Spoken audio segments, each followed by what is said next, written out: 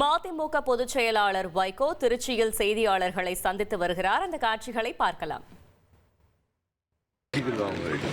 நீங்க திமுக கூட்டணியில உறுதியா இருக்கிறதா சொல்றீங்க. ஆனா உங்க நேற்று நடந்த மதிமுக கூட்ட நிர்வாகிகள் வந்து திமுக மேல அதிருப்தியில் இருக்காங்க. அப்படி அதிருப்தி இருக்கதா யாரும் சொல்லலையே. நேற்று பேசின சொல்லிருக்காங்க. அதிருப்தியா இருக்கான்னு யாரும் சொல்ல. பேர சொல்லுங்க. இதெல்லாம் பொய் செய்தி.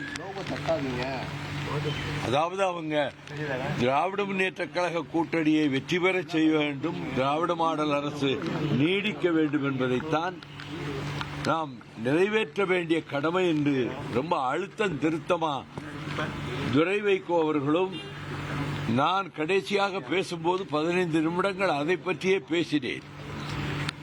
அப்பொழுது அங்கே இருந்த அனைவரிடத்திலும் இதற்கு இன்னும் பலத்த கைதட்டல் வர வேண்டும் என அனைவரும் கைதட்டினார்கள். ஆக தளபதி ஸ்டாலின் அவர்கள் திராவிட மாடல் அரசை தொடர்ந்து நடத்துவார்.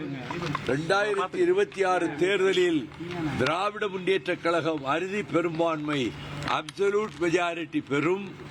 கூட்டணி அரசு என்ற பேச்சுக்கே இடமில்லாமல் போய்விடும்.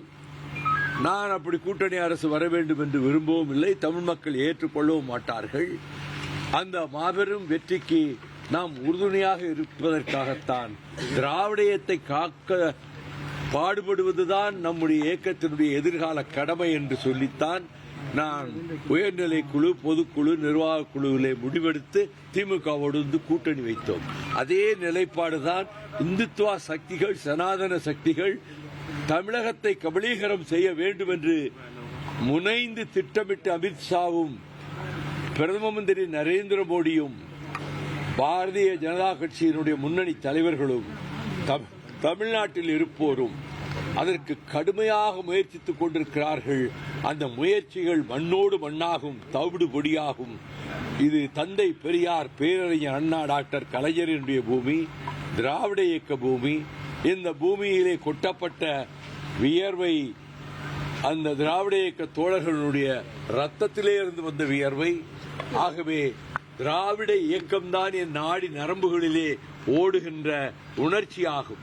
நான் திமுக கழகத்திலே 1964 ஆகஸ்ட் 21 அன்று பேரறிஞர் அண்ணா அவர்கள் முன்னிலையில் கோகலே ஹாலில் பேசிவிட்டு நான் திமுக கழகத்தில் இணைந்தவன். இந்திய எதிர்ப்பு போராட்ட களத்திலே தளபதிகள் விருதுநகர் சீனிவாசனுக்கும் அண்ணன் எல் கணேசனுக்கும் தூதுவனாகவும் அவர்கள் நினைப்பதை செய்து முடிப்பவனாகவும் அந்த போராட்ட களத்திலே இருந்தவர். அரசியல் சட்டத்தை தலைவர் சொல்லியும் மீறி நான் போய் எரித்தவன். அதை போல நாடாளுமன்றத்திலே பல தடவை இந்திய எதிர்ப்புக்கான தீர்மானங்களை கொண்டு வந்தவர். அது மட்டுமல்ல, நாங்கள் வாஜ்பாய் காலத்திலே கூட்டணி இருந்தபோது அந்த கூட்டணி கட்சிகள் எல்லாம் சேர்ந்து ஒரு நேஷனல் அஜெண்டா, ஒரு மெமரண்டம் தயார் செய்த போது முரசொலி மாறன் அண்ணன் அவர்களும் நானும் அதிலே கையெழுத்திட்டிருக்கிறோம். அதை முகப்பிலே வைத்திருப்பார்கள். அந்த நேஷனல் அஜெண்டாவிலே பக்போர்டை பற்றி ஒரு வார்த்தை கிடையாது. அந்த நேஷனல் அஜெண்டாவிலே ஜம்மு காஷ்மீரை பற்றி ஒரு வரி கிடையாது. அந்த நேஷனல் அஜெண்டாவிலே ஒரு மதம், ஒரு மொழி, ஒரே நாடு, ஒரே தேர்தல் என்ற பேச்சின் முணுமுணுப்பு கூட அங்கே எட்டி பார்க்கவில்லை.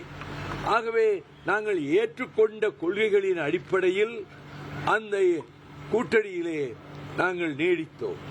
பின்னர் அதை விட்டு விலகி வந்த பிறகு நான் எங்கள் இயக்கத்தை நாங்கள் ஒரு தனி வழியிலே கொண்டு போனாலும் மக்கள் நல கூட்டணி வெற்றி பெறாத அந்த சூழலில் இந்துத்துவ சக்திகள் பலம் கொண்டு அவர்கள் தலைநகரை டெல்லியிலிருந்து வாரணாசிக்கு மாற்ற வேண்டும், இஸ்லாமியர்களுக்கும் கிறிஸ்தவர்களுக்கும் கொடுத்த வாக்குரிமையை பறிக்க வேண்டும், வாரணாசிதான் இந்தியாவின் தலைநகராக வேண்டும், இந்தியும் சமஸ்கிருதம் மட்டுமே இந்தியாவிலே அரசு ஏற்றுக்கொண்ட மொழிகளாக இருக்க வேண்டும் என்று ஒரு அகமதாபாத் பிரகடனத்தை அவர்கள் அலகாபாத் பிரகடனத்தை அவர்கள் வெளியிட்டார்கள். 32 பக்கம். நான் நாடாளுமன்றத்திலே அந்த பிரகடனத்தை கடுமையாக விமர்சித்து பேசியிருக்கிறேன். பாரதிய ஜனதா கட்சியை, RSS.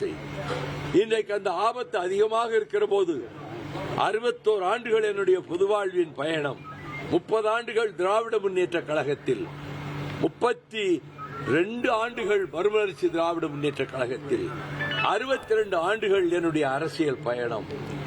லட்சியங்களுக்காகத்தான் நான் பாடுபடுகிறேன். உங்கள் தந்தி ஒன் தொலைக்காட்சியில் கர்ணன் தினமும் மாலை 5 மணிக்கு காணத் தவறாதீர்கள்.